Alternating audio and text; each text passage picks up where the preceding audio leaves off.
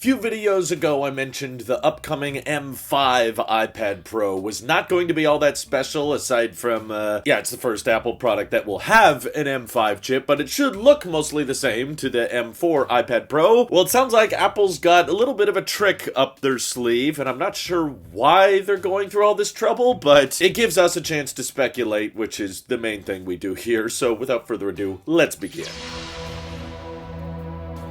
If you recall a while ago when they refreshed the iPad Pro, they relocated the front-facing camera to be in the more landscape orientation like a Mac, which made just a ton of sense considering so many people are getting these things with keyboard cases now, and it felt a little bit weird to have that front-facing camera be optimized for the portrait mode orientation. But aside from complicating Apple Pencil compatibility year over year, most people were fine with that. They were like, yeah, okay, most of the time I do use my iPad in the landscape orientation, but Apple was not satisfied because apparently there are still, I don't know, like 10% or something iPad users that are preferring to do FaceTime calls and stuff in the portrait mode orientation. Kind of niche in my opinion, because when you're doing online Zoom meetings or FaceTime calls, typically you don't hold the device in your hand, especially if it's a tablet, the entire time. Usually you want to prop it up against something and talk to them while you're doing something else, or you have a kickstand of some kind, or of course a keyboard case, and you just kind of leave it on your desk or table and start talking. But the latest report from Mark Gurman, who is usually pretty accurate these days, says that Apple's not satisfied with that enough, so they're going to be adding a second front-facing camera that is still optimized for the portrait mode orientation. But hilariously, now we're going to have two cameras on the front of the iPad, even though just a couple generations ago we had two cameras on the rear, and we are now down to one. So that has all of us asking, like, okay, is this really all it's about? Is it really just having the option of holding the iPad pretty firmly in the portrait mode orientation, and they were annoyed that your hand would cover up the camera, so now we just have two cameras? I suppose you could argue there's not much else for them to do, so they're trying to find something noteworthy. You could also argue that these front-facing cameras are very, very cheap because they're not anything fancy when it comes to the sensor department like the rear-facing cameras on our iPhones are. I mean, yeah, they're ultra-wide, they're center stage, so there's nothing particularly pricey about them, especially when they're already shipping these giant, bright, tandem OLED panels on the inside that drove up the price well over $1,000. When we're talking about just throwing in another front-facing camera, yeah, it doesn't honestly cost them that much to include. But many others online are wondering if there's a bit more to this feature that we're not seeing. 9to5Mac was speculating that maybe this could incorporate some kind of desk view functionality, where because both cameras are appearingly very ultra-wide, we assume, with that center stage approach, maybe when you want to showcase something on your desk that the iPad is technically able to see, they can do kind of that multicam approach where one camera just shows your face, and then the other camera, you know, the portrait mode orientation one, is slightly closer to the desk, I guess. So perhaps that one can crop in a bit on what is directly beneath you. But honestly, I even have a hard time believing that report because I can barely get desk view to ever work with my MacBook Pro. The closest I ever got it to working was with iPhone continuity camera and my iMac Pro. Feels like it likes to work a lot better when the camera is way up high, and we know the iPad at its biggest form is still 13 inches. So personally, I struggle to believe that desk view is the reason they want to have two cameras. I do wonder though if there's some kind of software they could cook up that enables another iPad exclusive feature. Sometimes they like to give them kind of specialty software, especially when it comes to the Apple Pencil. You know, you're not going to get that on a Mac or an iPhone. That's just an iPad thing. But maybe when it comes down to spatial photos or spatial videos, they have something in store, because having two cameras does enable some varying perspectives. Maybe it allows Face ID to perform in a more wide variety of angles than before. That would be kind of handy. I've always felt like Face ID hasn't been truly unlocked the way it could be. If we had wider angle lenses that could recognize us from further away, Face ID could be even more passive and seamless than it is today. But in the past, Apple has showcased how LiDAR can be used on rear-facing cameras to kind of map environments, and then you have these 3D models which demo really nice on the big iPad display, and you can recreate those models, put them in other places. Maybe it's good for merging features with Vision Pro and spatial computing, but of course now on a front-facing camera, I don't know, perhaps they might have some kind of facial tracking technology that's a step above what our iPhone iPhones can do, and maybe VTubers want to use it for real-time facial tracking and head motion, and having those dual cameras just allows it to be a tad more accurate. I don't know, but I just feel like there has to be more to it than just, oh, we wanted to have another webcam for when you're holding your iPad in the portrait mode orientation, because I feel like most people are definitely not doing that, at least on Zoom calls or FaceTime calls. With an iPhone, sure, that's more portrait mode oriented, but with iPads, pretty much everybody I see using them these days is using them with some kind of stand or keyboard case that keeps them propped up, because people get tired of holding these big tablets after a while, even when they're razor thin. But maybe I'm way off in my projections. Maybe there's something more that I'm not seeing. Feel free to speculate along with me down in the comments below, but there you have it. The first front-facing dual camera on an iPad should be coming out near the end of October, maybe start of November, and aside from that, it's going to look mostly the same, just with an M5 chip on the inside, which should be barely faster than the M4. Thank you to everybody supporting this channel directly. It seriously helps us out a ton, as does just watching these videos, so thanks again. This is your Apple Shape here, and I will see you all in the next one.